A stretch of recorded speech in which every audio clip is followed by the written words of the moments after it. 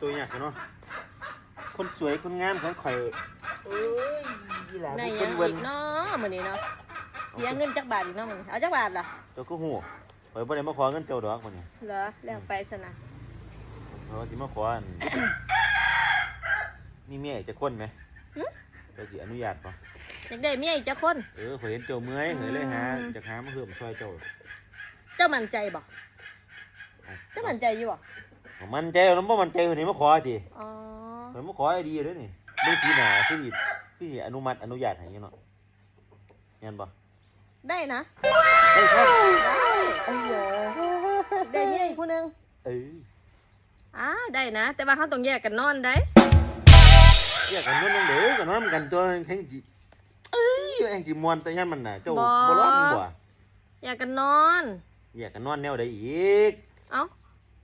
เจ้าก็นอนในโรงข่อยก็สิไปนอนในคุก นอนในโรง เอาบ่ล่ะเอา